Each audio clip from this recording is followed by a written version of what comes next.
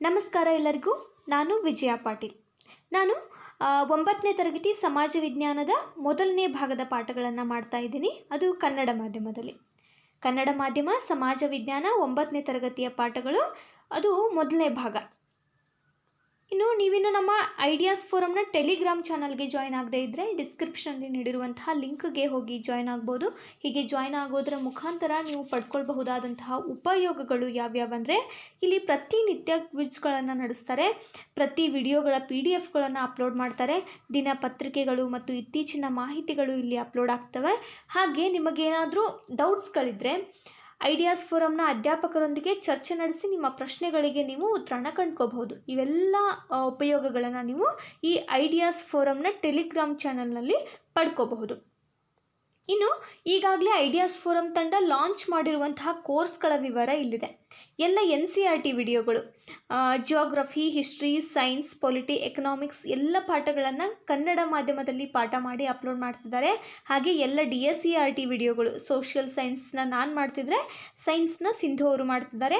ಹಾಗೆ ಎಲ್ಲ ತಮಿಳುನಾಡು ರಾಜ್ಯದ ಪಠ್ಯಪುಸ್ತಕದ ವಿಡಿಯೋಗಳು ಇನ್ ಆಲ್ ಸಬ್ಜೆಕ್ಟ್ಸ್ ಕನ್ನಡ ಮಾಧ್ಯಮದಲ್ಲಿ, ಹಾಗೆ GK ಟ್ರಿಕ್ಸ್ನ ವಿಡಿಯೋಗಳು, ಹಾಗೆ 1000ಕ್ಕೂ ಅಧಿಕ ಪ್ರಶ್ನೆ ಪತ್ರಿಕೆಗಳನ್ನು ಚರ್ಚೆ ನಡೆಸಿದಂತಹ ವಿಡಿಯೋಗಳು ಸಹ ನಿಮಗಿಲ್ಲಿ ದೊರೆಯುತ್ತೆ. ಇನ್ನು ಅನೇಕ ಕೋರ್ಸ್ಗಳನ್ನು ಲಾಂಚ್ ಮಾಡೋದಕ್ಕೆ ಐಡಿಯಾಸ್ ಫೋರಮ್ ತಂಡ ತಯಾರಿ ನಡೆಸಿದೆ. ಇಲ್ಲಿ ಇನ್ನೊಂದು ಆಪ್ಷನನ್ನು ತರ್ತಿದ್ದೀವಿ, ಅದು ಜಾಯಿನ್ ಆಪ್ಷನ್. ಈ ಜಾಯಿನ್ ಆಪ್ಷನ್ ಮೂಲಕ ನೀವು ನಮಗೆ ಸಹಾಯವನ್ನು ಮಾಡ್ಬೋದು. ಯಾಕಂದರೆ ಈಗಾಗಲೇ ನಾವು ಹಲವಾರು ಸ್ಕೀಮ್ಗಳಲ್ಲಿ NCERT, ಸ್ಟೇಟ್ ಬುಕ್ಸ್, 1000ಕ್ಕೂ ಹೆಚ್ಚಿನ ಪ್ರಶ್ನೆ ಪತ್ರಿಕೆಗಳನ್ನು ಚರ್ಚೆ ನಡೆಸೋದು, ಟೆಲಿಗ್ರಾಮ್ ಗ್ರೂಪ್ನಲ್ಲಿ ಪ್ರತಿನಿತ್ಯ ಪ್ರಶ್ನೆಗಳನ್ನು ಕೇಳೋದು, ಹೀಗೆ ಹಲವಾರು ಪ್ರಯತ್ನಗಳನ್ನು ಮಾಡ್ತಾ ಇದ್ದೀವಿ. ಇದಕ್ಕೆ ಟೆಕ್ನಾಲಜಿ ಅಳವಡಿಕೆಯೂ ಕೂಡ ಅಷ್ಟೇ ಇಂಪಾರ್ಟೆಂಟ್ ಆಗಿರುತ್ತೆ. ಅದಕ್ಕೆ ನಮಗೆ ಧನ ಸಹಾಯ ಬೇಕು. ಆದ್ದರಿಂದ ಇಲ್ಲಿ ಜಾಯಿನ್ ಆಪ್ಷನ್ ಮೂಲಕ ನೀವು ನಮಗೆ ಸಹಾಯವನ್ನು ಮಾಡಬಹುದು. ಇಲ್ಲಿ ಸಬ್ಸ್ಕ್ರೈಬ್ ಬಟನ್ ಪಕ್ಕದಲ್ಲಿ ಜಾಯಿನ್ ಬಟನನ್ನು ನೀವು ಪ್ರೆಸ್ ಮಾಡೋದರ ಮೂಲಕ ಇಲ್ಲಿ 4 ಸ್ಕೀಮ್ಗಳಲ್ಲಿ ನೀವು ನಮಗೆ ಸಹಾಯ ಮಾಡಬಹುದು. ಶಿಶು 29, ಕಿಶೋರ್ 59, ತರುಣ್ 159, ಗೋಲ್ಡನ್ ಸಪೋರ್ಟ್ ಮಾಡೋರಾದರೆ 599 ರೂಪಾಯಿಗಳನ್ನು ನೀವು ಈ ಫೋನ್ಪೇ ಅಥವಾ ಗೂಗಲ್ ಪೇ ನಂಬರ್ಗೆ ಸೆಂಡ್ ಮಾಡಬಹುದು. 8748814920 ಈ ನಂಬರ್ಗೆ ನೀವು ನಮಗೆ ಅಮೌಂಟನ್ನು ಕಳಿಸಿ ಸಹಾಯವನ್ನು ಮಾಡಬಹುದು. ಈ ಅಮೌಂಟನ್ನ ನಾವು ನಮ್ಮ ಟೆಕ್ನಾಲಜಿ ಅಳವಡಿಕೆಗೆ ಉಪಯೋಗ ಮಾಡ್ಕೊತೀವಿ. ಹಾಗೆ ಹೆಚ್ಚಿಗೆ ಬಂದಂತಹ ಹಣವನ್ನು ನಾವು ಬಡ ವಿದ್ಯಾರ್ಥಿಗಳ ಏಳಿಗೆಗಾಗಿ ಅಥವಾ ಅವರ ವಿದ್ಯಾಭ್ಯಾಸಕ್ಕಾಗಿ ಸಹಾಯವನ್ನು ಮಾಡ್ತೀವಿ. ಆದ್ದರಿಂದ ನಾವು ಸಹಾಯ ಮಾಡಿ ಅಂತ ನಿಮಗೆ ಕೇಳ್ಕೊತಿದ್ದೀವಿ. ಸಹಾಯ ಮಾಡೋಕ್ಕೆ ಆಗದೇ ಇರೋರು ಸಬ್ಸ್ಕ್ರೈಬ್ ಮಾಡೋದರ ಮೂಲಕ ನಿಮ್ಮ ಫ್ರೆಂಡ್ಸ್ಗಳಿಗೆ ನಮ್ಮ ವಿಡಿಯೋಸ್ಗಳನ್ನು ಶೇರ್ ಮಾಡೋದರ ಮೂಲಕ ನಮಗೆ ಬೆಂಬಲವನ್ನು ಸೂಚಿಸಬಹುದು. ಇವತ್ತು ನಾನು ಮಾಡ್ತಾ ಇರುವಂತಹ ಪಾಠ 9ನೇ ತರಗತಿ ಸಮಾಜ ವಿಜ್ಞಾನ ಭಾಗ 1ರಿಂದ 13ನೇ ಪಾಠ ಇದು. ಹಾಗೆ ಭೂಗೋಳ ವಿಜ್ಞಾನದ 4ನೇ ಪಾಠ, ಕರ್ನಾಟಕದ ಜಲ ಸಂಪನ್ಮೂಲಗಳು. ಈ ಪಾಠದಿಂದ ನಾವು ಏನೇನೆಲ್ಲ ಕಲಿತೀವಿ ಅಂದರೆ, ಕರ್ನಾಟಕದ ಪ್ರಮುಖ ನದಿಗಳು ಯಾವ್ಯಾವು, ಕರ್ನಾಟಕದ ನೀರಾವರಿಯ ವಿಧಗಳು, ಜಲ ವಿದ್ಯುತ್ ಶಕ್ತಿ ಉತ್ಪಾದನಾ ಕೇಂದ್ರಗಳು, ಕರ್ನಾಟಕದ ಪ್ರಮುಖ ಅಣೆಕಟ್ಟುಗಳು, ಹಾಗೆ ನದಿಗಳ ನೀರಿನ ಹಂಚಿಕೆ, ವಿವಾದಗಳು, ಹಾಗೂ ನದಿ ನೀರಿನ ಸಂರಕ್ಷಣೆಯ ಇಂಪಾರ್ಟೆನ್ಸ್ ಏನೇನು ಅನ್ನೋದನ್ನು ನಾವು ಈ ಪಾಠದಿಂದ ಕಲಿತೀವಿ. ಇನ್ನು ಕರ್ನಾಟಕದ ನದಿಗಳು, ಜಲ ಸಂಪನ್ಮೂಲಗಳಲ್ಲಿ ನದಿಗಳಿಗೆ ಅತ್ಯಂತ ಮಹತ್ವದ ಸ್ಥಾನ ಇದೆ. ಕರ್ನಾಟಕದ ನದಿ ಜಾಲಗಳನ್ನು ಮುಖ್ಯವಾಗಿ 2 ಭಾಗಗಳಾಗಿ ವಿಂಗಡಿಸಲಾಗುತ್ತೆ. ಪೂರ್ವಾಭಿಮುಖವಾಗಿ ಹರಿಯುವಂತಹ ನದಿಗಳು, ಹಾಗೆ ಪಶ್ಚಿಮಾಭಿಮುಖವಾಗಿ ಹರಿಯುವಂತಹ ನದಿಗಳು ಅಂತ 2 ವಿಧಗಳಾಗಿ ವಿಂಗಡಿಸಲಾಗುತ್ತೆ. ಇಲ್ಲಿ ಒಂದೊಂದಾಗಿ ಕಲಿಯೋಣ. ಮೊದಲನೇದು ಪೂರ್ವಾಭಿಮುಖವಾಗಿ ಹರಿಯುವಂತಹ ನದಿಗಳು. ಇಲ್ಲಿ ಕರ್ನಾಟಕದ ನದಿಗಳನ್ನು ಗುರುತಿಸಲಾಗಿದೆ. ಪೂರ್ವಾಭಿಮುಖವಾಗಿ ಹರಿಯುವಂತಹ ನದಿಗಳು ಕೃಷ್ಣ, ಕಾವೇರಿ, ಪೆಣ್ಣಾರ್ ಮತ್ತು ಪಾಲಾರ್. ಇವು ನದಿಗಳು ಪೂರ್ವಾಭಿಮುಖವಾಗಿ ಹರಿದು ಬಂಗಾಳ ಕೊಲ್ಲಿಯನ್ನು ಸೇರುವಂತಹ ನದಿಗಳು. ಇನ್ನು ಪಶ್ಚಿಮಾಭಿಮುಖವಾಗಿ ಹರಿಯುವಂತಹ ನದಿಗಳು ಯಾವ್ಯಾವು ಅಂದರೆ ಶರಾವತಿ, ಕಾಳಿ, ಗಂಗಾವಳಿ ಅಂದರೆ ಬೆಡ್ತಿ, ನೇತ್ರಾವತಿ, ವರಾಹಿ, ಅಘನಾಶಿನಿ ಮುಂತಾದವುಗಳು. ಇವುಗಳು ಪಶ್ಚಿಮಾಭಿಮುಖವಾಗಿ ಹರಿಯುತ್ತೆ. ಇಲ್ಲಿ ನದಿಗಳನ್ನು ಗುರುತಿಸಲಾಗಿದೆ. ಕೃಷ್ಣಾ ನದಿಯ ಉಪನದಿಗಳು ಘಟಪ್ರಭಾ, ಮಲಪ್ರಭಾ ಈ ನದಿಗಳು, ಹಾಗೆ ತುಂಗಭದ್ರಾ ನದಿ, ಕಾಳಿ, ಕಾವೇರಿ, ನೇತ್ರಾವತಿ ಈ ಎಲ್ಲ ನದಿಗಳನ್ನು ಈ ಮ್ಯಾಪ್ನಲ್ಲಿ ಗುರುತಿಸಲಾಗಿದೆ. ಈ ಡಾಟೆಡ್ ಲೈನ್ ಜಲ ವಿಭಾಜಕ ರೇಖೆ ಅಂತ ಕರಿತೀವಿ. ಈ ವಿಭಾಗದಲ್ಲಿ ಪ್ರತಿಯೊಂದು ನದಿಗಳು ವಿಂಗಡಣೆ ಆಗ್ತವೆ. ಇಲ್ಲಿ ಒಂದೊಂದಾಗಿ ನೋಡೋಣ. ಪೂರ್ವಾಭಿಮುಖವಾಗಿ ಹರಿಯುವಂತಹ ನದಿ ಕೃಷ್ಣಾ ನದಿ ದಕ್ಷಿಣ ಭಾರತದ ಎರಡನೇ ಮುಖ್ಯ ನದಿ ಅಂತ ಕರೆಸ್ಕೊಳ್ಳುತ್ತೆ. ಇದು ಮಹಾಬಲೇಶ್ವರದಲ್ಲಿ ಉಗಮ ಹೊಂದುತ್ತೆ. ಕೃಷ್ಣಾ ನದಿಯ ಉಗಮ ಸ್ಥಳ ಮಹಾಬಲೇಶ್ವರ. ಇದು 1392 ಕಿಲೋಮೀಟರ್ನಷ್ಟು ಪೂರ್ವಾಭಿಮುಖವಾಗಿ ಹರಿದು ಬಂಗಾಳ ಕೊಲ್ಲಿಯನ್ನು ಸೇರುತ್ತೆ. ಕರ್ನಾಟಕದಲ್ಲಿ ಇದು 480 ಕಿಲೋಮೀಟರ್ನಷ್ಟು ದೂರ ಹರಿಯುತ್ತೆ. ಭೀಮಾ, ತುಂಗಭದ್ರಾ, ಮಲಪ್ರಭಾ ಇದರ ಉಪನದಿಗಳು. ಇನ್ನು ಕೃಷ್ಣಾ ನದಿ ಉತ್ತರ ಕರ್ನಾಟಕದ ನೀರಾವರಿ ಮತ್ತು ಜಲವಿದ್ಯುತ್ ತಯಾರಿಕೆಗೆ ಅನುಕೂಲಕರ ಆಗಿದೆ. ಇನ್ನು ಎರಡನೇ ನದಿ ಕಾವೇರಿ. ಪೂರ್ವಾಭಿಮುಖವಾಗಿ ಹರಿಯುವಂತಹ ನದಿ ಕಾವೇರಿ ಕರ್ನಾಟಕದ ಅತಿ ಪ್ರಮುಖ ನದಿ ಅಂತ ಕರೆಸ್ಕೊಳ್ಳುತ್ತೆ. ದಕ್ಷಿಣ ಗಂಗೆ ಅಂತ ಕರೀತಾರೆ. ಭಾರತದಲ್ಲಿ ಗಂಗಾ ನದಿ ಎಷ್ಟು ಇಂಪಾರ್ಟೆಂಟೋ ಹಾಗೆ ಕರ್ನಾಟಕದಲ್ಲಿ ಕಾವೇರಿಗೂ ಸಹ ಅಷ್ಟೇ ಇಂಪಾರ್ಟೆನ್ಸ್ ಇದೆ. ಆದ್ದರಿಂದ ಇದನ್ನು ದಕ್ಷಿಣ ಗಂಗೆ ಅಂತ ಕರಿತೀವಿ. ಇದು ಉಗಮ ಹೊಂದೋದು ಕೊಡಗು ಜಿಲ್ಲೆಯ ತಲಕಾವೇರಿಯಲ್ಲಿ. ಕರ್ನಾಟಕ ಮತ್ತು ತಮಿಳುನಾಡುಗಳಲ್ಲಿ ಪೂರ್ವಾಭಿಮುಖವಾಗಿ ಇದು ಹರಿಯುತ್ತೆ. 380 ಕಿಲೋಮೀಟರ್ನಷ್ಟು ಹರಿದು ಬಂಗಾಳ ಕೊಲ್ಲಿಯನ್ನು ಸೇರುತ್ತೆ. ಕರ್ನಾಟಕದಲ್ಲಿ ಇದು 804 ಕಿಲೋಮೀಟರ್ನಷ್ಟು ಹರಿದು ಇದು ಬಂಗಾಳ ಕೊಲ್ಲಿಯನ್ನು ಸೇರುತ್ತೆ. ಕರ್ನಾಟಕದಲ್ಲಿ ಇದು ಹರಿಯೋದು 380 ಕಿಲೋಮೀಟರ್ನಷ್ಟು. ಇಲ್ಲಿ ಹಲವಾರು ಉಪನದಿಗಳು ಬರ್ತವೆ. ಹೇಮಾನದಿ, ಹಾರಂಗಿ, ಲೋಕಪಾವನಿ, ಅರ್ಕಾವತಿ, ಶಿಂಷಾ, ಲಕ್ಷ್ಮಣತೀರ್ಥ, ಕಪಿಲೆ ಮತ್ತು ಸುವರ್ಣಾವತಿ ಅನ್ನುವಂತಹ ಉಪನದಿಗಳು ಕಾವೇರಿಯ ಉಪನದಿಗಳು. ಈ ನದಿ ಕೃಷಿ, ಜಲವಿದ್ಯುತ್ ತಯಾರಿಕೆ, ಕುಡಿಯುವ ನೀರು ಹೀಗೆ ಪೂರೈಕೆಗಳಿಗೆ ಈ ನದಿ ಬಹು ಉಪಯುಕ್ತವಾದಂತಹ ನದಿ. ಈ ಕಾವೇರಿ ಮತ್ತು ಕೃಷ್ಣಾ ನದಿಯನ್ನು ಹೊರತುಪಡಿಸಿ ಪೆಣ್ಣಾರ್ ಮತ್ತು ಪಾಲಾರ್ಗಳು ಸಹ ಪೂರ್ವಾಭಿಮುಖವಾಗಿ ಹರಿಯುವಂತಹ ನದಿಗಳು. ಕೋಲಾರ, ತುಮಕೂರು, ಬೆಂಗಳೂರು ಜಿಲ್ಲೆಗಳಲ್ಲಿ ಹರಿದು ಆನಂತರ ಆಂಧ್ರ ಪ್ರದೇಶ, ತಮಿಳುನಾಡು ಮತ್ತು ಈ ಪ್ರದೇಶಗಳನ್ನು ಪ್ರವೇಶ ಮಾಡ್ತವೆ. ಉತ್ತರ ಪೆಣ್ಣಾರ್ ಮತ್ತು ದಕ್ಷಿಣ ಪೆಣ್ಣಾರ್ ಅನ್ನುವಂತಹ ಎರಡು ಪ್ರತ್ಯೇಕ ನದಿಗಳು ಕಂಡುಬರ್ತವೆ. ಇದು ಈ ಪೆಣ್ಣಾರ್ ಮತ್ತು ಪಾಲಾರ್, ಕಾವೇರಿ, ಕೃಷ್ಣ ಇವು ಪೂರ್ವಾಭಿಮುಖವಾಗಿ ಹರಿಯುವಂತಹ ನದಿಗಳು ಮತ್ತು ಅವುಗಳ ಉಪನದಿಗಳು ಯಾವ್ಯಾವು ಅನ್ನೋದನ್ನು ಸಹ ನಾವಿಲ್ಲಿ ಕಲಿತ್ವಿ. ಇಲ್ಲಿ ಈ ಮ್ಯಾಪ್ನಲ್ಲಿ ನೋಡಬಹುದು ಕೃಷ್ಣಾ ನದಿ, ಕಾವೇರಿ ನದಿ ಇವೆಲ್ಲವುಗಳು ಕೂಡ ಪೂರ್ವಾಭಿಮುಖವಾಗಿ ಹರಿಯುವಂತಹ ನದಿಗಳು. ಇನ್ನು ಪಶ್ಚಿಮಾಭಿಮುಖವಾಗಿ ಹರಿಯುವಂತಹ ನದಿಗಳು, ಅನೇಕ ನದಿಗಳು ಮಲೆನಾಡಿನಲ್ಲಿ ಹುಟ್ಟಿ ಪಶ್ಚಿಮಕ್ಕೆ ಹರಿದು ಅರಬ್ಬಿ ಸಮುದ್ರವನ್ನು ಸೇರ್ತವೆ. ಪೂರ್ವಾಭಿಮುಖವಾಗಿ ಹರಿಯುವಂತಹ ನದಿಗಳು ಬಂಗಾಳ ಕೊಲ್ಲಿಯನ್ನು ಸೇರಿದ್ರೆ, ಮುಖವಾಗಿ ಹರಿಯುವಂತಹ ನದಿಗಳು ಮಲೆನಾಡಿನಲ್ಲಿ ಹುಟ್ಟಿ ಪಶ್ಚಿಮಕ್ಕೆ ಹರಿದು ಅರಬ್ಬಿ ಸಮುದ್ರವನ್ನು ಸೇರ್ತವೆ. ಉದಾಹರಣೆಗೆ ಶರಾವತಿ, ಕಾಳಿ, ಗಂಗಾವತಿ ಇದನ್ನು ಬೆಡ್ತಿ ಅಂತಲೂ ಕರೀತಾರೆ. ನೇತ್ರಾವತಿ, ವರಾಹಿ, ಅಘನಾಶಿನಿ ಇವೆಲ್ಲವುಗಳು ಕೂಡ ಪಶ್ಚಿಮಾಭಿಮುಖವಾಗಿ ಹರಿಯುವಂತಹ ನದಿಗಳು. ಇವು ಕಡಿದಾದ ಇಳಿಜಾರಿನಲ್ಲಿ ಹರಿತ ಜಲಪಾತಗಳನ್ನು ಸಹ ಸೃಷ್ಟಿ ಮಾಡ್ತವೆ, ಜಲವಿದ್ಯುತ್ ತಯಾರಿಕೆಗೆ ನೆರವಾಗ್ತವೆ. ಇನ್ನು ಶರಾವತಿ ನದಿ ಜೋಗ್ ಜಲಪಾತ ನವನ್ನು ನಿರ್ಮಿಸುತ್ತೆ. ಇದು ಜಗತ್ ಪ್ರಸಿದ್ಧವಾದಂತಹ ಜಲಪಾತ. ಇದು ಭಾರತದ ಎತ್ತರದ ಜಲಪಾತ ಅಂತ ಕರೆಸ್ಕೊಳ್ಳುತ್ತೆ. ಇದು 253 ಮೀಟರ್ ಎತ್ತರವನ್ನು ಹೊಂದಿದೆ. ರಾಜ್ಯದ ಇತರ ಪ್ರಮುಖ ಜಲಪಾತಗಳು ಅಂದರೆ ಗೋಕಾಕ್ ಜಲಪಾತ ಘಟಪ್ರಭಾ ನದಿಯಿಂದ ಅದು ಉತ್ಪತ್ತಿ ಆಗುತ್ತೆ. ಬಂಡಾಜೆ ಅದು ನೇತ್ರಾವತಿ ನದಿಯಿಂದ ಉಗಮ ಆಗುತ್ತೆ. ಹಾಗೆ ಉಂಚಳ್ಳಿ ಅದು ಅಘನಾಶಿನಿಯಿಂದ ಉತ್ಪತ್ತಿ ಆಗುತ್ತೆ. ಛಾಯಾ ಭಗವತಿ ಅನ್ನುವಂಥ ಜಲಪಾತ ದೋಣಿ ನದಿಯಿಂದ, ಚುಂಚನಕಟ್ಟೆ, ಶಿಂಷ, ಗಗನಚುಕ್ಕಿ, ಭರಚುಕ್ಕಿ ಜಲಪಾತಗಳು ಕಾವೇರಿ ನದಿಯಿಂದ ಉತ್ಪತ್ತಿ ಆಗುತ್ತೆ. ಮಾಗೋಡು ಜಲಪಾತ ಬೆಡ್ತಿ ನದಿಯಿಂದ ಉತ್ಪತ್ತಿ ಆಗುತ್ತೆ. ಮಾಗೋಡು ಜಲಪಾತ ಇವೆಲ್ಲವುಗಳು ಕೂಡ ಕರ್ನಾಟಕ ರಾಜ್ಯದ ಪ್ರಮುಖ ಜಲಪಾತಗಳು. ಇಲ್ಲಿ ನಾವು ಪೂರ್ವಾಭಿಮುಖವಾಗಿ ಹರಿಯುವಂತಹ ನದಿಗಳನ್ನು ನೋಡಿದ್ವಿ. ಪಶ್ಚಿಮಾಭಿಮುಖವಾಗಿ ಹರಿಯುವಂತಹ ಶರಾವತಿ, ಕಾಳಿ, ಗಂಗಾವತಿ, ನೇತ್ರಾವತಿ, ವರಾಹಿ ಮತ್ತು ಅಘನಾಶಿನಿ ನದಿಗಳನ್ನು ನೋಡಿದ್ವಿ. ಇನ್ನು ಕರ್ನಾಟಕದ ನೀರಾವರಿ, ಕೃಷಿಗಾಗಿ ಕೃತಕವಾಗಿ ನೀರು ಪೂರೈಸೋದನ್ನು ನೀರಾವರಿ ಅಂತ ಕರಿತೀವಿ. ಇವು ಪ್ರಕೃತಿದತ್ತವಾದಂತಹ ವ್ಯವಸ್ಥೆ ಅಲ್ಲ. ನೀರಾವರಿ ಅಂತಂದರೆ ಕೃತಕವಾಗಿ ಕೃಷಿಗಾಗಿ ನೀರು ಪೂರೈಸೋದನ್ನು ನೀರಾವರಿ ಅಂತ ಕರಿತೀವಿ.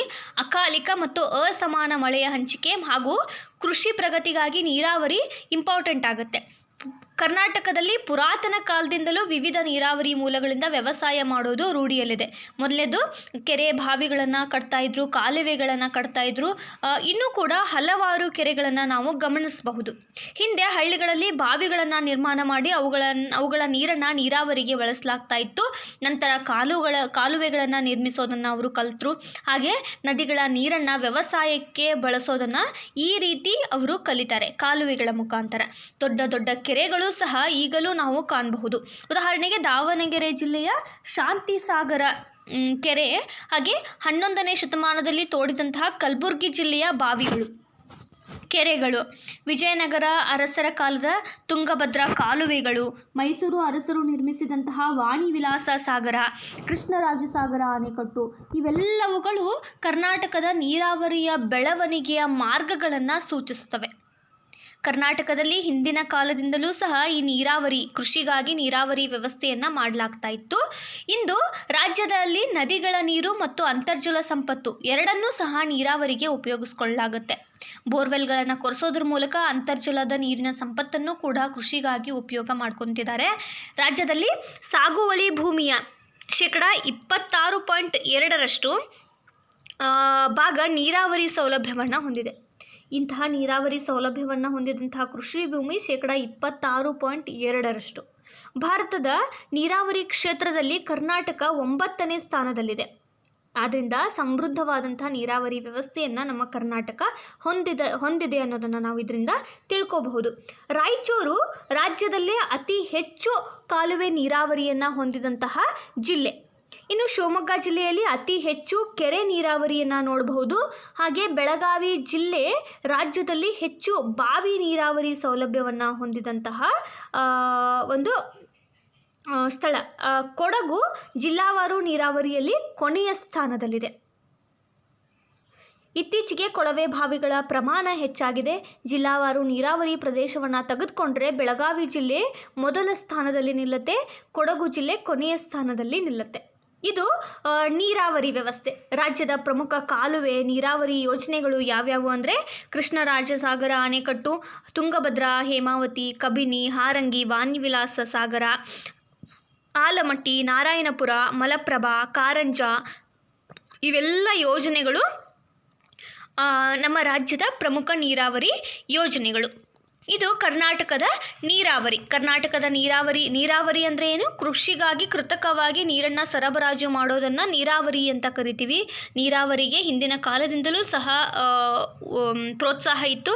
ಕೆರೆ ಬಾವಿ ಕಾಲುವೆಗಳನ್ನು ತೋಡಿ ಕೃಷಿಗಾಗಿ ನೀರನ್ನು ಉಪಯೋಗಿಸ್ಕೊಳ್ತಿದ್ರು. ಆಧುನಿಕ ಯುಗದಲ್ಲಿ ಬೋರ್ವೆಲ್ಗಳನ್ನು, ಅಂತರ್ಜಾಲದ ಒಂದು ನೀರಿನ ಸಂಪತ್ತನ್ನು ಕೂಡ ಉಪಯೋಗಿಸ್ಕೊತಾ ಇದ್ದೀವಿ. ಇದು ನೀರಾವರಿ ವ್ಯವಸ್ಥೆ. ಇನ್ನು ಜಲವಿದ್ಯುತ್ ಶಕ್ತಿ. ಭಾರತದಲ್ಲಿ ಮೊಟ್ಟ ಮೊದಲಿಗೆ ಜಲವಿದ್ಯುತ್ ಶಕ್ತಿ ತಯಾರಿಕೆಯಲ್ಲಿ ಯಶಸ್ಸು ಪಡೆದಂತಹ ಹಿರಿಮೆ ಕರ್ನಾಟಕಕ್ಕೆ ಸಲ್ಲತ್ತೆ. ಮತ್ತು ಪೆಟ್ರೋಲಿಯಂಗಳನ್ನು ಲಭ್ಯವಿಲ್ಲದೆ ಅದನ್ನು ಉಪಯೋಗಿಸ್ಕೊಳ್ಳದೆ ನಮ್ಮ ರಾಜ್ಯದಲ್ಲಿ ಜಲಶಕ್ತಿ ತಯಾರಿಕೆಗೆ ಅಪಾರವಾದಂತಹ ಅವಕಾಶ ಇದೆ. ಸರ್ವತ್ರ ಅಂದರೆ ಯಾವಾಗಲೂ ಮತ್ತು ಹೆಚ್ಚು ಶಕ್ತಿ ಪೂರೈಸುವಂತಹ ಈ ಸಂಪತ್ತನ್ನು ಸಮೃದ್ಧವಾಗಿ ನೀಡುವಂತಹ ನದಿ ಕಣಿವೆಗಳು ಕರ್ನಾಟಕದಲ್ಲಿ ಕಂಡುಬರ್ತವೆ. ಪೂರ್ವಕ್ಕೆ ಹರಿಯುವಂತಹ ನದಿಗಳಿಗೆ ನದಿಗಳಿಗಿಂತ ಪಶ್ಚಿಮಕ್ಕೆ ಹರಿಯುವಂತಹ ನದಿಗಳಲ್ಲಿ ಜಲಶಕ್ತಿ ಸಾಮರ್ಥ್ಯ ಹೆಚ್ಚಾಗಿರುತ್ತೆ. ಈ ಪಶ್ಚಿಮಕ್ಕೆ ಹರಿಯುವ ನದಿಗಳು ಹಲವಾರು ಜಲಪಾತಗಳನ್ನು ಸೃಷ್ಟಿ ಮಾಡ್ತವೆ. ನಾವು ಈಗಾಗಲೇ ನೋಡಿದ್ವಿ, ಪಶ್ಚಿಮಾಭಿಮುಖವಾಗಿ ಹರಿಯುವಂತಹ ನದಿಗಳು ಶರಾವತಿ, ಕಾಳಿ, ಗಂಗಾವತಿ, ನೇತ್ರಾವತಿ, ವರಾಹಿ ಇವೆಲ್ಲ ನದಿಗಳು ಜೋಗ ಜಲಪಾತ, ಹಾಗೆ ಗೋಕಾಕ್, ಬಂಡಾಜೆ, ಉಂಚಳ್ಳಿ, ಛಾಯಾಭಾಗವತಿ ಮುಂತಾದ ಜಲಪಾತಗಳನ್ನು ಸೃಷ್ಟಿ ಮಾಡೋದ್ರಿಂದ ಜಲಶಕ್ತಿ ಉತ್ಪಾದನೆ ಮಾಡುವಂತಹ ಸಾಮರ್ಥ್ಯ ಪಶ್ಚಿಮಕ್ಕೆ ಹರಿಯುವಂತಹ ನದಿಗಳಲ್ಲಿ ಜಾಸ್ತಿ ಆಗಿರುತ್ತೆ. ಕೋಲಾರದ ಚಿನ್ನದ ಗಣಿಗೆ ವಿದ್ಯುತ್ ಶಕ್ತಿಯನ್ನು ಸರಬರಾಜು ಮಾಡೋದಕ್ಕೆ 1902ರಲ್ಲಿ ಶಿವನ ಸಮುದ್ರದ ಬಳಿ ವಿದ್ಯುದಾಗಾರವನ್ನು ಕಟ್ಟಿದ್ರು, ನಿರ್ಮಾಣ ಮಾಡೋದಕ್ಕೆ ಆರಂಭ ಮಾಡಿದ್ರು. ಇದು ಕಾವೇರಿ ನದಿಗೆ ನಿರ್ಮಿಸಿದಂತಹ ಒಂದು ಯೋಜನೆ. ಇದಕ್ಕೆ ಸಮೀಪದಲ್ಲಿಯೇ ಮತ್ತೊಂದು ಎರಡನೆಯ ಜಲವಿದ್ಯುತ್ ಯೋಜನೆಯನ್ನು 1940ರಲ್ಲಿ ಶಿಂಷಾ ನದಿಯಾಗೆ ನಿರ್ಮಾಣ ಮಾಡಲಾಯಿತು. ಹೆಚ್ಚಾದ ವಿದ್ಯುತ್ ಬೇಡಿಕೆಯನ್ನು ಪೂರೈಕೆ ಮಾಡೋದಕ್ಕೆ ಶರಾವತಿ ನದಿಯ ಜೋಗ ಜಲಪಾತದ ಬಳಿ ಮಹಾತ್ಮ ಗಾಂಧಿ ಜಲವಿದ್ಯುತ್ ಯೋಜನೆ 1947ರಲ್ಲಿ ಸ್ಥಾಪನೆ ಆಯಿತು. ಇದರ ನಂತರ ಪಂಚವಾರ್ಷಿಕ ಯೋಜನೆಗಳ ಅಡಿಯಲ್ಲಿ ಇನ್ನೂ ಹಲವು ವಿದ್ಯುತ್ ಶಕ್ತಿ ಯೋಜನೆಗಳನ್ನು ರೂಪಿಸಿದ್ರು. ಪರಿಣಾಮವಾಗಿ ಕರ್ನಾಟಕ ಜಲವಿದ್ಯುತ್ ಉತ್ಪಾದನೆಯಲ್ಲಿ ಭಾರತದಲ್ಲಿಯೇ ಮೊದಲನೇ ಸ್ಥಾನದಲ್ಲಿದೆ. ಜಲವಿದ್ಯುತ್ ಉತ್ಪಾದನೆಯಲ್ಲಿ ಯೋಜನೆಯಲ್ಲಿ ಭಾರತದಲ್ಲಿಯೇ ಮೊದಲ ಸ್ಥಾನ ಕರ್ನಾಟಕದ್ದು. ಇತರ ಪ್ರಮುಖ ಜಲವಿದ್ಯುತ್ ಯೋಜನೆಗಳು ಯಾವ್ಯಾವು ಅಂದರೆ ಶಿವನ ಸಮುದ್ರದ ಶಿಂಷಾ, ಮಹಾತ್ಮ ಗಾಂಧಿ ಜಲವಿದ್ಯುತ್ ಕೇಂದ್ರ, ಸೂಫಾ, ನಾಗಜರಿ, ಕದ್ರಾ, ಕೊಡಸಳ್ಳಿ, ವರಾಹಿ, ಮಾರಿಕಣಿವೆ, ಭದ್ರಾ, ತುಂಗಭದ್ರಾ, ಆಲಮಟ್ಟಿ, ಕೃಷ್ಣಾ ನದಿಗೆ ಆಲಮಟ್ಟಿ ಯೋಜನೆಯನ್ನು ಮಾಡಲಾಗಿದೆ. ಇವೆಲ್ಲವುಗಳು ಇತರ ಯೋಜನೆಗಳು.